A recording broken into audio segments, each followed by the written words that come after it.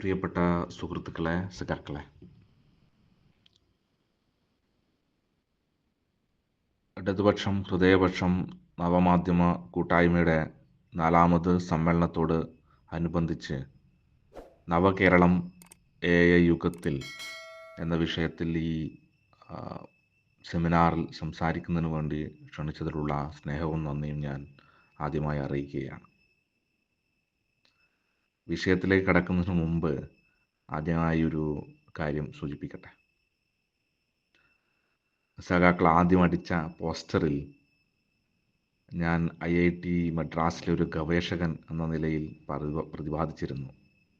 അത് കണ്ട് ചില സുഹൃത്തുക്കളൊക്കെ ചോദിച്ചിരുന്നു. ഞാൻ നേരത്തെ IITയിൽ പഠിച്ചൊരാളാണ്.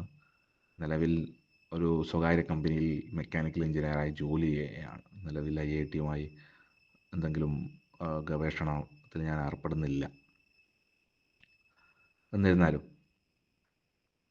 നമ്മുടെ രാജ്യത്ത് ആദ്യമായി ഒരു സംസ്ഥാന സർക്കാരിൻ്റെ മുൻകൈയിൽ ജനറേറ്റീവ് AI കോൺക്ലേവിന് നമ്മുടെ കേരളം വേദിയായത് കഴിഞ്ഞ മാസമാണ്. കഴിഞ്ഞ ആഴ്ചയാണ് കേരളത്തിലെ ആദ്യത്തെ international robotics round table conference സർക്കാരിൻ്റെ മുൻകൈയിൽ കൊച്ചിയിൽ നടക്കുകയുണ്ടായത്. ഇതെല്ലാം സൂചിപ്പിക്കുന്നത് കേരളത്തിലെ സർക്കാരും കേരളീയ സമൂഹവും AI സാങ്കേതിക വിദ്യയെ ഗൗരവത്തോടെ ചർച്ച ചെയ്യുന്നതിനും അതിനെ സ്വീകരിക്കുന്നതിനും തയ്യാറെടുക്കുകയാണ് എന്നത് തന്നെയാണ്. ഈ ഒരു സാഹചര്യത്തിലാണ് നവകേരളം AI യുഗത്തിൽ എന്നൊരു വിഷയത്തെക്കുറിച്ച് നാം ആലോചിക്കുന്നത്. നിർമ്മിത ബുദ്ധിയെക്കുറിച്ചുള്ള ഏറ്റവും പ്രാഥമികമായ ആലോചനകളിൽ നിറഞ്ഞു നിൽക്കുന്നത് സ്വയം ചിന്തിക്കുന്ന യന്ത്രങ്ങളുടെ വരവോടുകൂടി മനുഷ്യർ തൊഴിൽ മേഖലയിൽ നിന്ന് പുറത്താക്കപ്പെടുമോ എന്നുള്ളൊരു ചോദ്യമാണ്. അതുകൊണ്ട് കേരളത്തിലെ നമ്മുടെ സർക്കാർ AI കേരളത്തിലേക്ക് ആനയിക്കുമ്പോൾ നമ്മൾ പ്രധാനമായും ആലോചിക്കേണ്ട ഒരു വിഷയം, അത് കേരളത്തിനെ സംബന്ധിച്ച് മാത്രമല്ല, പൊതുവിൽ AI സംബന്ധിച്ച് അല്ലെങ്കിൽ സാങ്കേതിക വിദ്യയെ സംബന്ധിച്ച് ഉള്ള ചർച്ചകളിൽ നമ്മൾ മനസ്സിലാക്കേണ്ട ഏറ്റവും പ്രധാനപ്പെട്ട ചില കാര്യങ്ങൾ. എന്താണ് സാങ്കേതിക വിദ്യയോട്, എന്താണ് AIയോട് നമ്മുടെ ഒരു സമീപനം, അത് ഏത് നിലയിലാണ് നമ്മുടെ സാമൂഹ്യ ജീവിതത്തെയും നമ്മുടെ രാഷ്ട്രീയത്തെയും എല്ലാം ബാധിക്കുക, ഈ കാര്യങ്ങൾ വളരെ ചുരുക്കത്തിൽ പരിശോധിക്കുന്നതിന് വേണ്ടി മാത്രമാണ് ഞാനിവിടെ ശ്രമിക്കുന്നത്. ഒന്ന്, ഇന്ത്യയിൽ മാത്രമല്ല ലോകത്ത് തന്നെ കമ്മ്യൂണിസ്റ്റുകാരെ സംബന്ധിച്ചിടത്തോളം ഏറ്റവും ആവേശം നൽകുന്ന ഒരു പ്രദേശമാണ് കേരളം.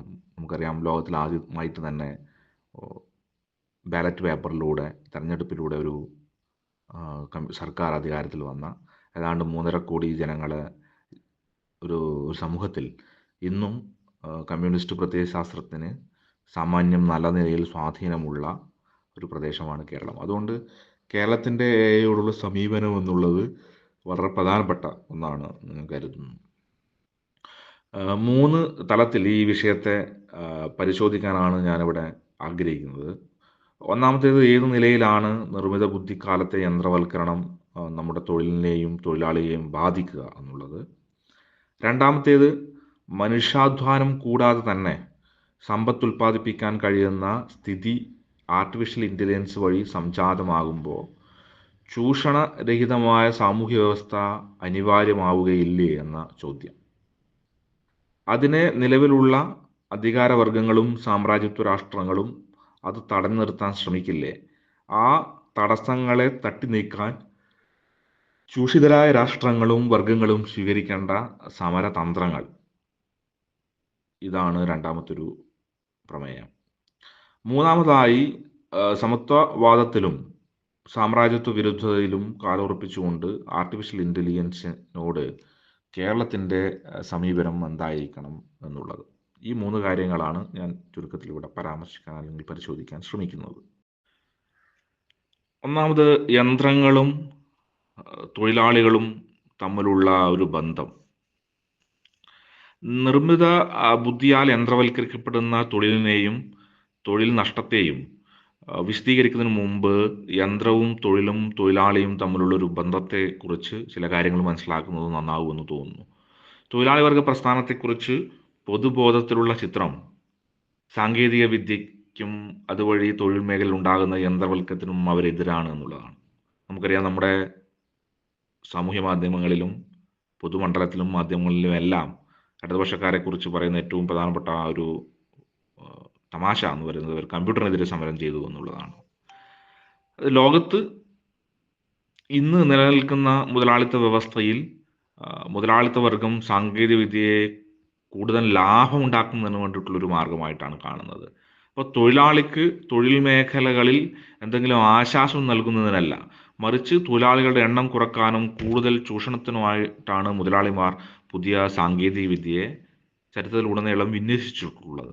ഇതാണ് യന്ത്രങ്ങളും തൊഴിലാളികളും തമ്മിലുള്ള സംഘർഷത്തിൻ്റെ അല്ലെങ്കിൽ ഒരു വൈരുദ്ധ്യത്തിൻ്റെ ഏറ്റവും അടിസ്ഥാനപരമായ കാരണമെന്ന് പറയുന്നത്. ഇപ്പോൾ 19-ാം നൂറ്റാണ്ടിൻ്റെ തുടക്കത്തിൽ ബ്രിട്ടനിലെ തുണിമിൽ തൊഴിലാളികൾക്കിടയിൽ സജീവമായിരുന്ന ഒരു പ്രസ്ഥാനമാണ് ലുഡൈറ്റ് പ്രസ്ഥാനം. ഈ പ്രസ്ഥാനം ചെയ്തിരുന്നത് നെയ്ത്ത് ജോലി അത് മനുഷ്യൻ ചെയ്തിരുന്നത് മാറി യന്ത്രങ്ങൾ കൊണ്ടുവന്ന പശ്ചാത്തലത്തിൽ രാത്രി കാലങ്ങളിൽ പോയി ഈ നെയ്ത്ത് യന്ത്രങ്ങൾ നശിപ്പിക്കുക എന്നുള്ളത് ഒരു പ്രധാനപ്പെട്ട സമരമാർഗമായി ഈ ലുഡൈറ്റ് പ്രസ്ഥാനം സ്വീകരിച്ചിരുന്നു. കാരണം ആ മേഖലയിലുള്ള യന്ത്രവൽക്കരണം അത് തങ്ങളുടെ തൊഴിലില്ലാതാക്കും എന്നൊരു യാഥാർത്ഥ്യ ബോധത്തിൽ നിന്നാണ് അവരത് ചെയ്തത്. ആ സമരം പൂർണ്ണമായി തെറ്റാണ് എന്നൊരു അഭിപ്രായം നമുക്കില്ലെങ്കിലും ആ സമര രീതി, ഇത്തരത്തിൽ യന്ത്രങ്ങൾ നശിപ്പിച്ചുകൊണ്ടുള്ള സമര രീതി അത് ശരിയായ ഒന്നല്ല. അത് എന്താണ് യഥാർത്ഥ പ്രശ്നമെന്ന് മനസ്സിലാക്കുന്നതിന് ലുഡൈറ്റ് പ്രസ്ഥാനത്തിനകത്തെ തൊഴിലാളികൾക്ക് കഴിയാത്തത് കൊണ്ടാണ് എന്നുള്ള ഒരു അഭിപ്രായമായിരുന്നു മാർക്സിനുണ്ടായിരുന്നത്. എന്നാൽ നമ്മുടെ മാർക്സ് മൂലധനത്തിൻ്റെ മിഷനറി ആൻഡ് മോഡേൺ ഇൻഡസ്ട്രി എന്ന 15-ാം അധ്യായത്തിൽ ലുഡൈറ്റ്സുകളുടെ ഈ സമരത്തെക്കുറിച്ച് പ്രതിപാദിക്കുന്നുണ്ട്. അപ്പോൾ മാർക്സ് പറയുന്നത്, it took both time and experience before the work people learn to distinguish between machinery and its employment by capital. ലുഡൈറ്റുകളെ കുറിച്ച് പറഞ്ഞ് മാർക്സ് ആ വാചകം അവസാനിപ്പിക്കുന്നത് ഇങ്ങനെയാണ്. അതായത് സമയവും അനുഭവവും കൊണ്ട് മാത്രമാണ് ഈ മൂലധനവും തൊഴിലും മിഷനറിയും ഒക്കെ തമ്മിലുള്ളൊരു ബന്ധത്തെ തിരിച്ചറിയുന്നതിന് വേണ്ടി അവർക്ക് കഴിഞ്ഞുള്ളൂ, സമയമെടുത്തു എന്നുള്ളതാണ്. അപ്പോൾ അതായത് തൊഴിലാളികളുടെ ആക്രമണം സാങ്കേതിക വിദ്യ സാധ്യമാക്കിയ യന്ത്രങ്ങളുടെ നേരെയല്ല, മറിച്ച് അത് ഏത് വിധേന ഉപയോഗിക്കുന്നു എന്ന് തീരുമാനിക്കുന്ന മൂലധനത്തിനെതിരെയാണ് വേണ്ടതെന്ന് മനസ്സിലാക്കാൻ തൊഴിലാളി വർഗത്തിന് സമയവും അനുഭവവും വേണ്ടി വന്നു എന്ന് മാർക്സ് പറയുമ്പോൾ സജീവമായിരുന്ന ലുഡൈറ്റ്സുകളുടെ രീതി തെറ്റായിരുന്നു എന്ന് തന്നെയായിരുന്നു സൂചിപ്പിക്കുന്നത്. ഈ AI സാങ്കേതിക വിദ്യയുടെ ഭാഗമായി ഈ അടുത്ത കാലത്ത് നടന്നിട്ടുള്ള ഒരു പ്രധാനപ്പെട്ട സമരം എന്ന് പറയുന്നത് കഴിഞ്ഞ വർഷം ഏതാണ് 148 ദിവസം ഹോളിവുഡിലെ റൈറ്റേഴ്സ് ഗിൽഡ് ഓഫ് അമേരിക്ക നടത്തിയിട്ടുള്ള ഹോളിവുഡിലെ തിരക്കഥാകൃത്തുക്കളുടെ ഒരു സമരമായിരുന്നു. അപ്പോൾ ആ സമരം നടത്തിയവരാരും ആ സാങ്കേതിക വിദ്യയുടെ വിരോധികളല്ല. പക്ഷെ അതേസമയം ആ സാങ്കേതിക വിദ്യയുടെ ഉപയോഗം തങ്ങളുടെ തൊഴിൽ, തങ്ങളുടെ കൂലിയും തങ്ങളുടെ തൊഴിലും നഷ്ടപ്പെടുത്തുന്നുവെന്ന് മനസ്സിലാക്കിയതുകൊണ്ടാണ് അവർ ആ സമരം നടത്തിയത്. അപ്പോൾ ചുരുക്കത്തിൽ സാങ്കേതിക വിദ്യയുടെ ചരിത്രം പരിശോധിച്ചാൽ കാണുന്ന സംഘർഷം യഥാർത്ഥത്തിൽ തൊഴിലാളിയും സാങ്കേതിക വിദ്യയും തമ്മിലുള്ളതല്ല, മറിച്ച് സാങ്കേതിക വിദ്യ കൈകാര്യം വെച്ചിരിക്കുന്ന മൂലധനവും തൊഴിലാളി വർഗവും തമ്മിലുള്ളതാണ്. ആ സംഘർഷം തൊഴിലാളി വർഗവും സാങ്കേതിക വിദ്യ കൈകാര്യം വെക്കുന്ന മൂലധന ശക്തികളും തമ്മിലുള്ള സംഘർഷം അത് നിർമ്മിത ബുദ്ധിയുടെ കാലത്തും തുടരുമെന്നുള്ളത് നമ്മൾ പ്രധാനപ്പെട്ടമായി ഒന്ന് മനസ്സിലാക്കേണ്ട ഏറ്റവും പ്രാഥമികമായ കാര്യമാണ്. അതുകൊണ്ട് ഇടതുപക്ഷക്കാരെ സംബന്ധിച്ചിടത്തോളം സാങ്കേതിക വിദ്യയോട് എന്തെങ്കിലും വിരോധം അവർക്കില്ല. സാങ്കേതിക വിദ്യയുടെ ഉപയോഗത്തിനെതിരെ അവരെതിരല്ല, മറിച്ച് ആ സാങ്കേതിക വിദ്യ തൊഴിലാളി ചൂഷണം നടത്തുന്നതിന് വേണ്ടി ഉപയോഗിക്കുന്ന മൂലധനത്തിൻ്റെ താല്പര്യങ്ങളെ തൊഴിലാളി വർഗം എപ്പോഴും എതിർക്കുന്നതിന് വേണ്ടി തയ്യാറാകുന്നുണ്ട്. ഇതാണ് പൊതുവിൽ യന്ത്രവൽക്കരണത്തെ സംബന്ധിച്ചിട്ടുള്ള നമ്മുടെ ഒരു കാഴ്ചപ്പാട്. അപ്പോൾ പ്രധാനപ്പെട്ട ഒരു ചോദ്യം, 19ാം നൂറ്റാണ്ടിലെ യന്ത്രവൽക്കരണത്തിന്റെ തുടക്കകാലത്തിൽ നിന്നും ഇന്നത്തെ നിർമ്മിത ബുദ്ധിയുടെ കാലത്തെ യന്ത്രവൽക്കരണത്തെ ചില വ്യത്യാസങ്ങളുണ്ട്. എന്താണ് ആ വ്യത്യാസം എന്നുള്ളതാണ്. അപ്പോൾ യന്ത്രവൽക്കരണത്തിൽ പൊതുവെ നാം ചെയ്തിരുന്നത് ഏതെങ്കിലും ഒരു തൊഴിലിൻ്റെ ഭാഗമായി ചെയ്യുന്ന നിരവധി പ്രവർത്തനങ്ങളിൽ ഒരു ഉൽപാദന പ്രക്രിയ എന്ന് പറയുന്നത് അത് പല പല ചെറിയ പ്രവർത്തനങ്ങൾ ഒരു എന്താ പറയുക സ്റ്റെപ്പ് ബൈ സ്റ്റെപ്പായി ചെയ്തിട്ടാണല്ലോ ഒരു ഉൽപാദനം നടത്തുന്നത്. അപ്പോൾ ആ തൊഴിലിൻ്റെ ഉൽപാദന പ്രക്രിയയുടെ ഭാഗമായി ചെയ്യുന്ന നിരവധി പ്രവർത്തനങ്ങളിൽ ഒന്നോ രണ്ടോ എടുത്ത് അതിനെ അസാധാരണമാം വിധം വേഗത്തിൽ ചെയ്യുക എന്നുള്ളതാണ്. ഉദാഹരണത്തിന് ഒരു നെയ്ത്തു തൊഴിലാളി നെയ്യുമ്പോൾ ഊടും പാവും വേഗത്തിൽ ചലിപ്പിക്കുക മാത്രമല്ല തൻ്റെ കൊഗ്നിറ്റീവ് ശേഷി കൊണ്ട് ആ പല വ്യാഖ്യാന പ്രവർത്തികളും അയാൾ ചെയ്യുന്നുണ്ട്. അപ്പോൾ അയാളൊരു മെക്കാനിക്കൽ ജോലി മാത്രമല്ല, അയാൾ ഊടും പാവും ചലിപ്പിക്കുക എന്നുള്ള ഒരു കായികമായ ജോലി മാത്രമല്ല, അയാളൊരു ബൗദ്ധികമായ ജോലിയും അതോടൊപ്പം ചെയ്യുന്നുണ്ട്. എന്നാൽ ആദ്യകാല യന്ത്രവൽക്കരണത്തിൻ്റെ ശ്രദ്ധാകേന്ദ്രം എന്നത് ഊടും പാവും ചലിപ്പിക്കുക എന്നുള്ള ഒരു കായിക അധ്വാനത്തിൽ അതിൻ്റെ ഉള്ളടക്കത്തിൽ മാത്രമായിരുന്നു. ഇതിനർത്ഥം ഈ നെയ്ത്ത് തൊഴിലാളായാലും ഇപ്പോൾ ഫോർ എക്സാമ്പിൾ ഒരു മുടി വെട്ടുന്ന ഒരു ബാർബർ ആയാലും അയാൾ ഒരു കായികമായ അധ്വാനം മാത്രമല്ല, അയാളുടെ ജോലിയിൽ കൊഗ്നിറ്റീവായ ഉള്ളടക്കമുണ്ട്. പക്ഷെ കൂടുതലും അതൊരു കായികമായ അധ്വാനമാണ് നടത്തുന്നത്.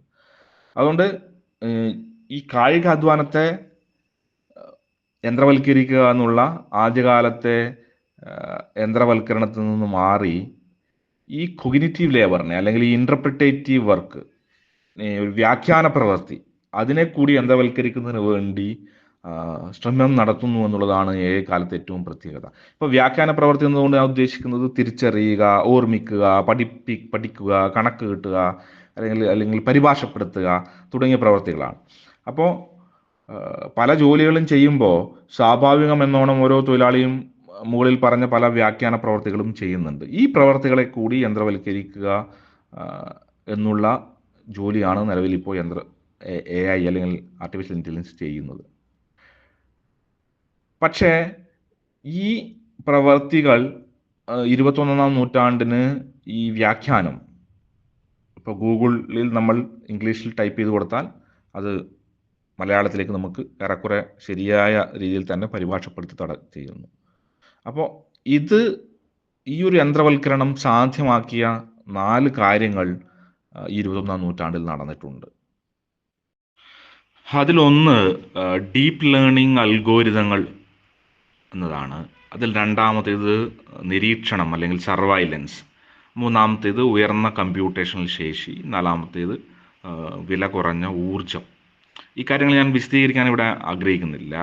അപ്പോൾ സോഫ്റ്റ്വെയർ കോഡിങ്ങിൽ പരിശീലനം ലഭിച്ചൊരു തൊഴിലാളി എഴുതി തയ്യാറാക്കുന്ന അൽഗോരിതത്തിന് പുറമെ തങ്ങൾക്ക് കിട്ടുന്ന ഡാറ്റകളെ അപഗ്രഥിച്ച് ഈ അൽഗോരിതങ്ങൾ തന്നെ സ്വയമേവ പുതിയ അൽഗോരിതങ്ങൾ സൃഷ്ടിക്കാൻ കഴിയുന്നു എന്നതാണ് നമ്മൾ ഡീപ്പ് ലേണിംഗ് സാങ്കേതിക വിദ്യയുടെ ഒരു പ്രത്യേകതയായിട്ട് പറയുന്നത്.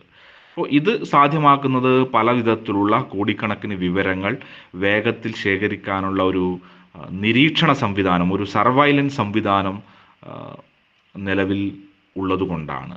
ഇപ്പോൾ ഉദാഹരണത്തിന് മെറ്റ, ആൽഫബറ്റ് തുടങ്ങിയ കമ്പനികൾ ഫേസ്ബുക്കിലൂടെയും ഗൂഗിളിലൂടെയും ചെയ്യുന്നത് ഈ വിവരശേഖരണമാണ്. മാത്രവുമല്ല, ഇത്രയുമേറെ വിവരങ്ങൾ ശേഖരിച്ചതുകൊണ്ട് മാത്രം കാര്യമില്ല. ഈ വിവരങ്ങൾ ശേഖരിച്ച് അത് പെട്ടെന്ന് പ്രോസസ്സ് ചെയ്യുന്നതിനുള്ള ഒരു കമ്പ്യൂട്ടേഷണൽ പവർ നമുക്ക് ആവശ്യമാണ്. അതും ഉണ്ടായത് ഈ അടുത്ത കാലത്താണ്. അതോടൊപ്പം തന്നെ ഇത്രയും വിവരങ്ങൾ, ഇപ്പം നമ്മൾ ഫേസ്ബുക്കിലിടുന്ന ഒരു ഫേസ്ബുക്ക് പോസ്റ്റ് അല്ലെങ്കിൽ നമ്മൾ വാട്സപ്പിൽ അയക്കുന്ന ഒരു മെസ്സേജ്, അത് 3-4 വർഷം അല്ലെങ്കിൽ 10 വർഷം നമ്മൾ ഡിലീറ്റ് ചെയ്യുന്നില്ലെങ്കിൽ അത്രയും കാലം അവിടെ കിടക്കും. അപ്പോൾ അത് എവിടെയാണ് ശേഖരിക്കുന്നത്? അത് 24 മണിക്കൂറും പ്രവർത്തിക്കുന്ന ഡാറ്റാ സെൻറ്ററുകൾ പ്രവർത്തിക്കുന്നുണ്ട്. അപ്പോൾ ഇവർ ഈ 24 മണിക്കൂറും ഇതെങ്ങനെ അവരുടെ സെർവറിൽ സൂക്ഷിച്ച് വെക്കുന്നതിന് അവർക്ക് ഭീമമായ ഊർജ്ജ ചെലവുണ്ട്. ആ ഊർജ്ജ ചെലവത്തിൽ ഉൽപാദനവും ഈ അടുത്ത സമീപകാലത്ത് ഉണ്ടായതാണ്. ഇതിലേറ്റവും പ്രധാനപ്പെട്ട ഒന്നാണ് ഈ നിർമ്മിത ബുദ്ധിക്ക് ആവശ്യമായിട്ടുള്ള ഈ ഡാറ്റ ശേഖരണം എന്ന് പറയുന്നത്. അപ്പോൾ ഉദാഹരണം ഞാൻ പറയാം. ഫേസ്ബുക്കിൽ 300 കോടി ജനങ്ങളിൽ നിന്ന് 300 കോടി ജനങ്ങളിൽ നിന്ന് ശേഖരിക്കുന്ന വിവരങ്ങൾ, ആ വിവരങ്ങളുടെ അടിസ്ഥാനത്തിലാണ് എന്താണ് വിവരങ്ങൾ? നമ്മൾ ഷെയർ ചെയ്യുന്ന ഫോട്ടോകൾ, നമ്മൾ ഷെയർ ചെയ്യുന്ന വീഡിയോകൾ, നമ്മുടെ ലൈക്കുകൾ, നമ്മുടെ ഷെയറുകൾ, നമ്മുടെ കമൻറ്റുകൾ, ഇതെല്ലാം നമ്മളെ സംബന്ധിച്ചിട്ടുള്ള വിവരങ്ങളാണ്. ഈ വിവരങ്ങളെല്ലാം തന്നെ നിർമ്മിത ബുദ്ധിക്ക് പ്രഡിക്റ്റീവ് മോഡലിംഗ് ഉണ്ടാക്കുന്നതിന് വേണ്ടിയിട്ടുള്ള, നിർമ്മിക്കുന്നതിന് വേണ്ടിയിട്ടുള്ള വിവരങ്ങളാണ് എന്ന് നമ്മൾ മനസ്സിലാക്കണം.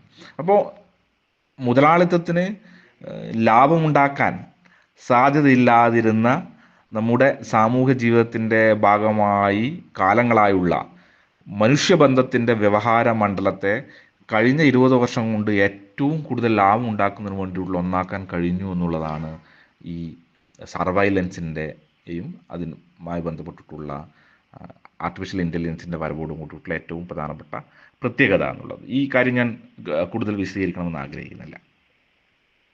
അപ്പോൾ ഈ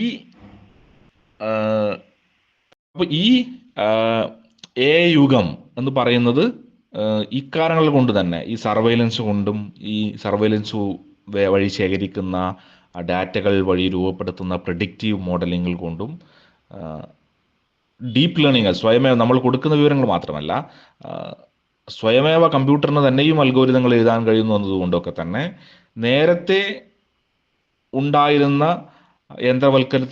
യന്ത്രവൽക്കരണത്തിൽ നിന്നും വിഭിന്നമായ ഒന്നാണ് ഈ AI യുഗത്തിൽ ഉള്ള യന്ത്രവൽക്കരണം എന്ന് പറയുന്നത്.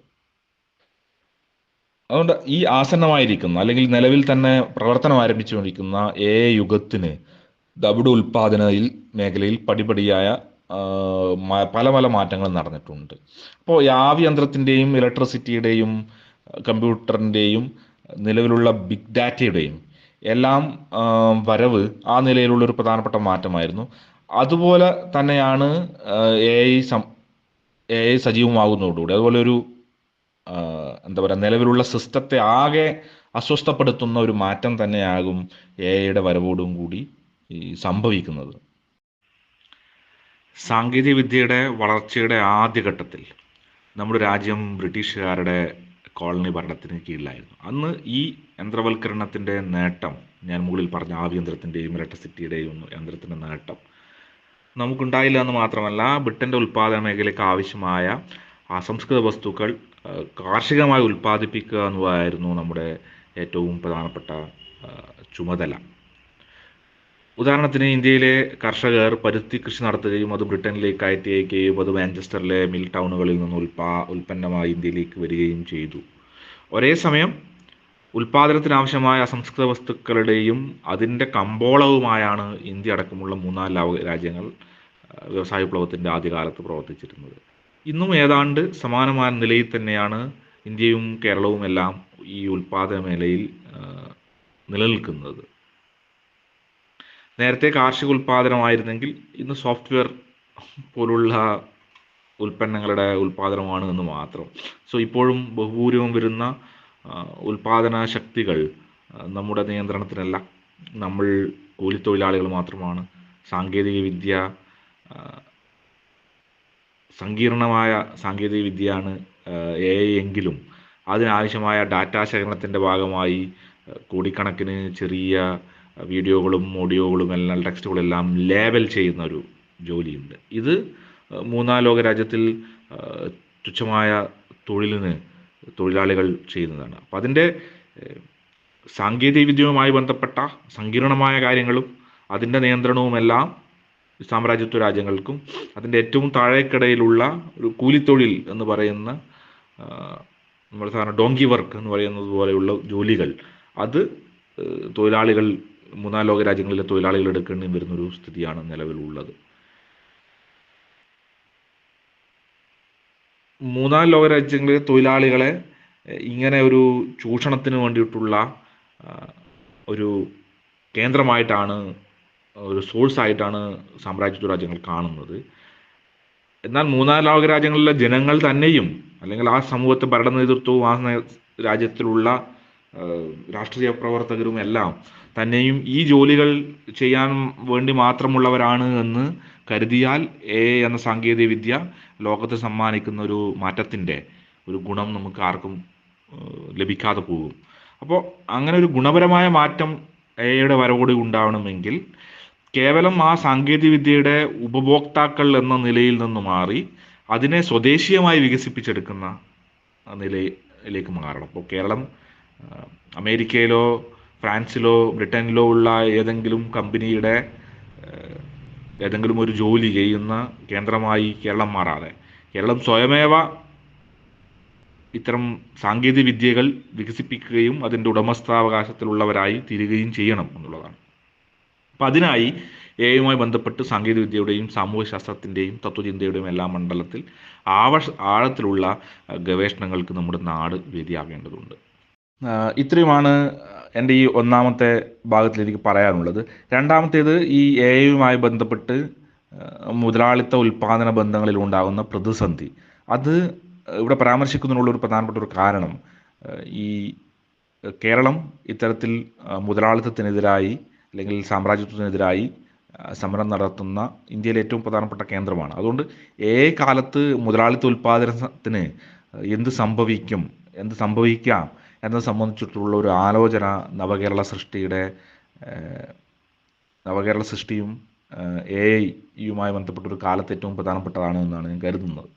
അപ്പോൾ ഇതുവരെയുള്ള സാങ്കേതിക വിദ്യ ഉൽപ്പാദന പ്രക്രിയയിൽ മനുഷ്യാധ്വാനത്തെ ലഘൂകരിച്ച് ഇരുന്നത് മനുഷ്യൻ കൊടുക്കുന്ന നിർദ്ദേശങ്ങൾ വളരെ വേഗത്തിൽ കൃത്യതയോടുകൂടി പ്രോസസ്സ് ചെയ്യുന്നതിനുള്ള ശേഷി കൊണ്ടാണ്.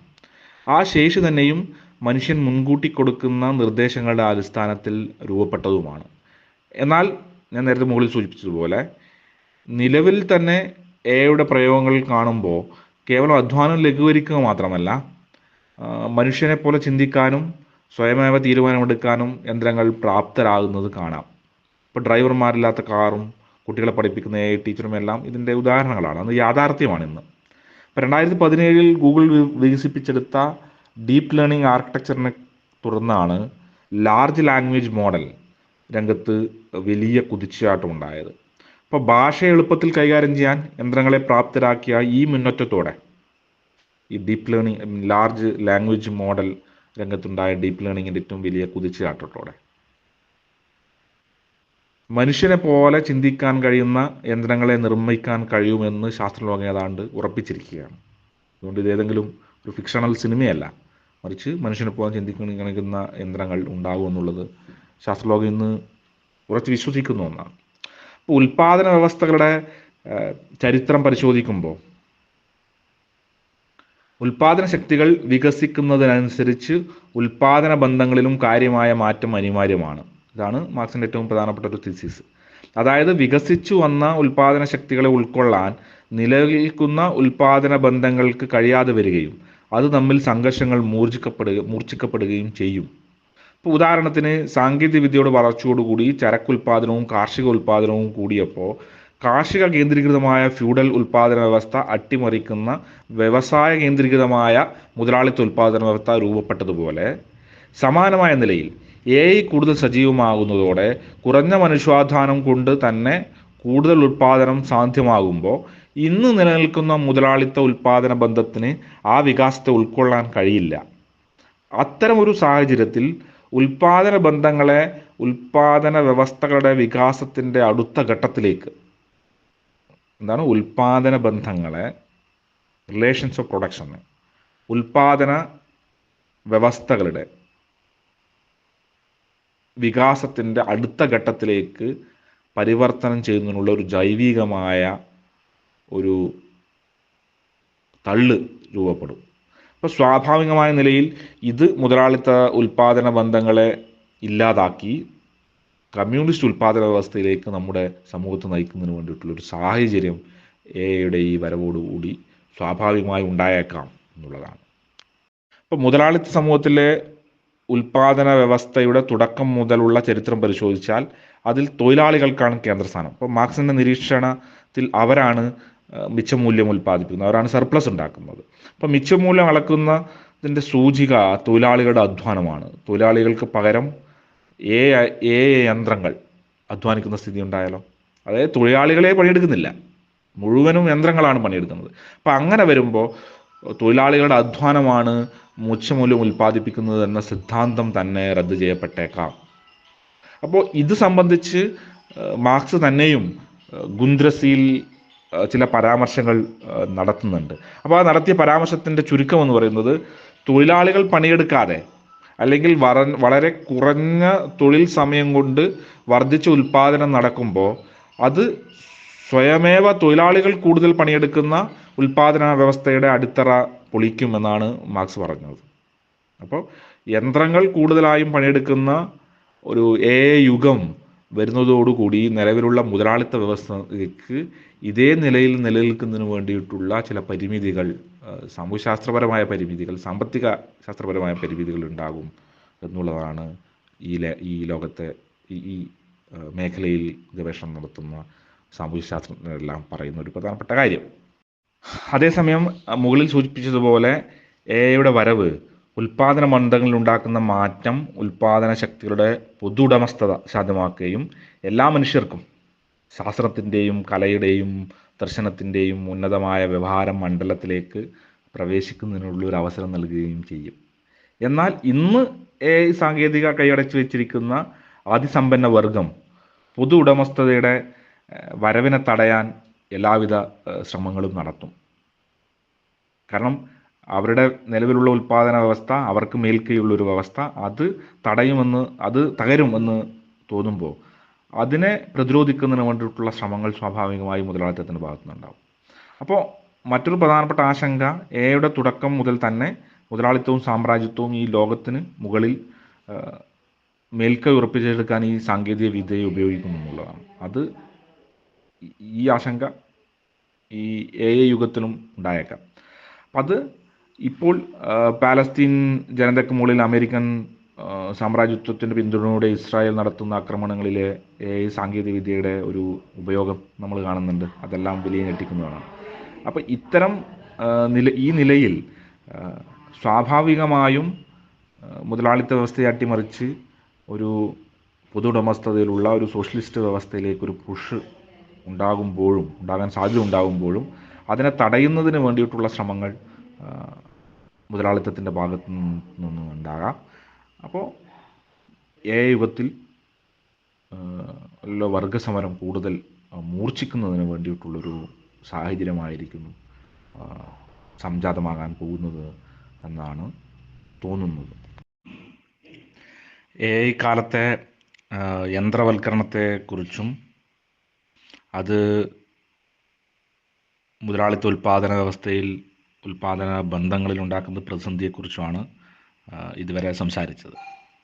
ഇനി ഏറ്റവും നമ്മുടെ ഇന്നത്തെ വിഷയത്തിൻ്റെ ഏറ്റവും കാതലായ ഭാഗം, കേരളത്തിൻ്റെ ചുമതല, നമ്മുടെ നാട്, നമ്മുടെ ലോകം യുഗത്തിലേക്ക് കടക്കുമ്പോൾ കേരളം ഇതിനെ എങ്ങനെ സമീപിക്കണമെന്നത് സംബന്ധിച്ചുള്ള നമ്മുടെ കാഴ്ചപ്പാടെന്താണ്? ചൈനീസ് ചെറുപ്പക്കാർ ചെയ്യുന്നത് പോലെ സ്വദേശീയമായി ഉൽപ്പാദന ശക്തികളെ വികസിപ്പിച്ചെടുക്കുക വഴി ആഗോള മൂലധനത്തെ മറികടക്കാൻ ശ്രമിക്കുകയാണ് നാം വേണ്ടത്. ഇന്ന് ആർട്ടിഫിഷ്യൽ ഇൻ്റലിജൻസിൻ്റെ ലോകത്ത് ഏറ്റവും കൂടുതൽ ഗവേഷണം നടത്തുന്ന, ഏറ്റവും മുന്നേറിക്കൊണ്ടിരിക്കുന്ന ഒരു രാജ്യം എന്ന് പറയുന്നത് ചൈനയാണ്. അപ്പോൾ ചൈനയുടെ ഏറ്റവും പ്രധാനപ്പെട്ട പ്രത്യേകത എന്ന് പറയുന്നത്, ചൈന കേന്ദ്രീകൃതമായി ഈ മൂലധനത്തെ വെല്ലുവിളിച്ചുകൊണ്ട് സ്വദേശീയമായ ഉൽപ്പാദന ശക്തികളെ വികസിപ്പിച്ചെടുക്കാൻ അവർക്ക് കഴിയുന്നുണ്ട്. അപ്പം അതിനായി ആഴത്തിലുള്ള സൈദ്ധാന്തിക അടിത്തറയുള്ള മൗലികമായ ഗവേഷണങ്ങൾക്ക് സാഹചര്യം ഒരുക്കുന്ന ഒരു വിദ്യാഭ്യാസ അന്തരീക്ഷം നമുക്കുണ്ടാവേണ്ടതുണ്ട്. അങ്ങനെ ഉണ്ടായാൽ മാത്രമേ കേരളത്തിന് യുമായി ബന്ധപ്പെട്ട കമ്പ്യൂട്ടേഷണൽ സയൻസിൻ്റെയും തത്വചിന്തയുടെയും ന്യൂറോ സയൻസിൻ്റെയും ഊർജത്തിൻ്റെയും തുടങ്ങി നിരവധി മേഖലകളിൽ ഇന്ന് ലോകത്ത് നടക്കുന്ന ഗവേഷണങ്ങളിൽ മൗലികമായ എന്തെങ്കിലും സംഭാവനകൾ നൽകാൻ കഴിയും. അതുകൊണ്ട് നവകേരള സൃഷ്ടിക്ക് ആയി യുഗത്തിൽ നാം ചെയ്യേണ്ട ഏറ്റവും പ്രധാനപ്പെട്ട ചുമതല എന്ന് പറയുന്നത് കേരളീയ കേന്ദ്രീകൃതമായി ഞാൻ ഈ പറഞ്ഞ വിഷയങ്ങളിലെല്ലാം ഊന്നിക്കൊണ്ടിട്ടുള്ള ഒരു ഗവേഷണത്തിന് അനുയോജ്യമായ പശ്ചാത്തലം ഒരുക്കുക എന്നുള്ളതാണ്. നിലവിൽ കേരളത്തിലെ ഉന്നത വിദ്യാഭ്യാസം ഇതിന് പര്യാപ്തമല്ല എന്ന യാഥാർത്ഥ്യത്തെ നാം ഉൾക്കൊള്ളണം. അപ്പോൾ കേരളത്തിൽ ഉന്നത വിദ്യാഭ്യാസവുമായി ബന്ധപ്പെട്ട് എന്തിന് ഇടതുപക്ഷക്കാർ പോലും നിലവിൽ സൂക്ഷിക്കുന്ന ധാരണകളിൽ പ്രധാനം വിദ്യാഭ്യാസം എളുപ്പത്തിൽ തൊഴിൽ നേടുന്നതിനുള്ള വഴിയാണ് എന്നതാണ്. അതുകൊണ്ട് കക്ഷി രാഷ്ട്രീയ ഭേദമന്യേ ഇപ്പോൾ എല്ലാവരും കേരളത്തിൽ ഉപയോഗിക്കുന്ന ഒരു പദമാണ് സ്കിൽ ഗ്യാപ്പ്.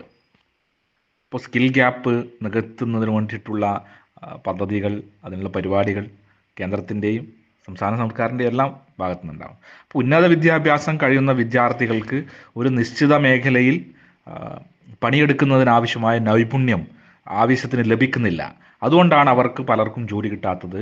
ആ പ്രശ്നം പരിഹരിക്കുക വഴി നിലവിലെ തൊഴിൽ പ്രശ്നങ്ങൾക്ക് പരിഹാരം കാണാമെന്നുള്ളതാണ് കരുതുന്നത്. പക്ഷേ ഇത് യാഥാർത്ഥ്യത്തിന് നിരക്കുന്ന ഒന്നല്ല. ഈ ധാരണ വിദ്യാഭ്യാസത്തെക്കുറിച്ചുള്ള വിമോചനപരമായ സങ്കല്പങ്ങൾക്ക് ഒട്ടുമേ നിരക്കുന്നതല്ല എന്നതുമാത്രമല്ല, തൊഴിൽ കിട്ടാത്തത് പഠിച്ചിറങ്ങുന്ന വിദ്യാർത്ഥികൾക്ക് അല്ലെങ്കിൽ തൊഴിലന്വേഷകർക്ക് എന്തെങ്കിലും സ്കില്ല് കുറവുണ്ടായത് കൊണ്ടല്ല. കാരണം അത്രയും പേർക്ക് തൊഴിൽ കൊടുക്കുന്നതിന് നിലവിലെ മുതലാളിത്തത്തിന് ചില പരിമിതികളുണ്ട് എന്നതുകൊണ്ടാണ്. അപ്പം അതിനാൽ ഈ ഒരു കെണിയിൽ പെട്ടുപോകാതിരിക്കാൻ കേരളത്തിൻ്റെ ഉന്നത വിദ്യാഭ്യാസ മേഖല പ്രത്യേകം ശ്രദ്ധിക്കേണ്ടതുണ്ട്. ഇതാണ് യുഗത്തിലേക്ക് കടക്കുമ്പോൾ നവകേരള സൃഷ്ടിക്കായി നാം ചെയ്യേണ്ട ഏറ്റവും പ്രധാനപ്പെട്ട ഒരു ചുമതലയായി ഞാൻ കാണുന്നത്. മറ്റൊന്ന് റിസർച്ച് യൂണിറ്റ് ഫോർ പൊളിറ്റിക്കൽ എക്കണോമിയിലെ ഗവേഷകർ ഇന്ത്യയിലെ കമ്പ്യൂട്ടർ മേഖലയെക്കുറിച്ചുള്ള പഠനങ്ങളിൽ നമ്മുടെ നാടിൻ്റെ അധകൃത അവസ്ഥക്ക് ഘടകങ്ങളായി 5 കാര്യങ്ങളാണ് സൂചിപ്പിച്ചിട്ടുള്ളത്. ഒന്ന്, ഇന്ത്യയിൽ കമ്പ്യൂട്ടർ മേഖലയിൽ കുറഞ്ഞ കൂലിക്ക് പണിയെടുക്കുന്ന അധ്വാനം അപഹരിച്ച് സാമ്രാജ്യത്വ രാജ്യങ്ങളിലെ കമ്പനികൾ ലാഭം കൊയ്യുന്നു. രണ്ടാമത്, വിദേശ കുത്തകകൾ ഇന്ത്യൻ മാർക്കറ്റിൽ ഡിജിറ്റൽ ഉൽപ്പന്നങ്ങളും സേവനങ്ങളും വിറ്റഴിക്കുന്നു. 3, ഇന്ത്യയിൽ നിന്നുള്ള ഡാറ്റ വിദേശ കമ്പനികൾ ഡിജിറ്റൽ ഉൽപ്പാദനത്തിനുള്ള അസംസ്കൃത വസ്തുവായി ഉപയോഗിക്കുന്നു. 4, മൂലധന നിക്ഷേപങ്ങളിലൂടെ നമ്മുടെ സമ്പദ്ഘടനയെ വിദേശ കമ്പനികൾ നിയന്ത്രിക്കുന്നു. 5, ഇന്ത്യയുടെ മേൽ രാഷ്ട്രീയ സ്വാധീനവും പ്രയോഗിച്ച് സാമ്രാജ്യത്വത്തിൻ്റെ എതിരാളിക്കെതിരെ ഉപയോഗിക്കുന്നു. ഈ 5 കാര്യങ്ങളാണ് RUPE research unit for political economy അതിൻ്റെ ഗവേഷണവുമായി ബന്ധപ്പെട്ട് കണ്ടെത്തിയിരിക്കുന്നത്. സോ ഈ അധകൃത അവസ്ഥ, അപ്പോൾ നിലവിൽ ഈ സാങ്കേതിക വിദ്യയെല്ലാം ഉപയോഗിക്കുന്നതിന് പര്യാപ്തമായ ഒരു ഘടനയിലല്ല നമ്മുടെ രാജ്യമുള്ളത്. ഈ അധകൃത അവസ്ഥയിൽ നിന്ന് ഇന്ത്യയെ മോചിപ്പിക്കാനുള്ള സമരങ്ങൾക്ക് നേതൃത്വം കൊടുക്കുകയെന്ന ചുമതലയാണ് AI ആകൃഷ്ടരായ മലയാളികൾ എന്ന നിലയിൽ നമുക്കെല്ലാം ചെയ്യാനുള്ളത്. അതുകൊണ്ട് AI തുറന്നു വെക്കുന്ന പുതിയ സാധ്യതകളെ അതിൻ്റെ മുഴുവൻ മൂല്യത്തിൽ ഉപയോഗപ്പെടുത്താൻ കേരളീയ കേന്ദ്രീകൃതമായ AI ഗവേഷണങ്ങൾക്ക് സാധ്യമാകണം. അങ്ങനെയൊന്ന് സാധ്യമാകണമെങ്കിൽ വിവിധ വിഷയങ്ങളിൽ കേരളത്തിലെ വിദ്യാർത്ഥികൾ വിദ്യാഭ്യാസത്തിലൂടെ അവരുടെ സൈദ്ധാന്തിക ധാരണകൾ കൂടുതൽ ഉറപ്പിച്ചെടുക്കേണ്ടതുണ്ട്. ഇതിന് 2 സുപ്രധാന വെല്ലുവിളികളാണ് നിലവിലുള്ളത്. അത് ഒന്ന്, മുകളിൽ സൂചിപ്പിച്ച സ്കിൽ ഗ്യാപ്പ് പരിഹരിക്കുക എന്ന തെറ്റായ ബോധം. മറ്റൊന്ന്, നമ്മുടെ അക്കാദമിക് മേഖലകളിൽ നിൽക്കുന്ന ശാസ്ത്രത്തിനും യുക്തിബോധത്തിനും ഒബ്ജക്റ്റിവിറ്റിക്കും ഒക്കെ എതിരായ ഉത്തരാധുനികതയുടേതായ ഒരു വ്യാജ സൈദ്ധാന്തിക പരിസരം. ഇതിന് രണ്ടിനെയും ചെറുത്ത് തോൽപ്പിച്ച് കേരളത്തിലെ വരുന്ന തലമുറയെ AI മണ്ഡലത്തിലെ ശരിയായ സൈദ്ധാന്തിക അന്വേഷകരായി വികസിപ്പിച്ചെടുക്കുക എന്നതാണ് നമ്മുടെ മുന്നിലെ പ്രധാനപ്പെട്ട വെല്ലുവിളി. ആ വെല്ലുവിളി ഏറ്റെടുക്കാൻ ഈ നവമാധ്യമ കൂട്ടായ്മക്കും ഉത്തരവാദിത്വമുണ്ട് എന്ന് മാത്രം സൂചിപ്പിച്ചുകൊണ്ട് എന്നെ ഈ പരിപാടിക്ക് ക്ഷണിച്ചതിലുള്ള സ്നേഹവും നന്ദിയും അറിയിച്ചുകൊണ്ട് എല്ലാ സഖാക്കളെയും അഭിവാദ്യം ചെയ്തുകൊണ്ട് നിർത്തുന്നു.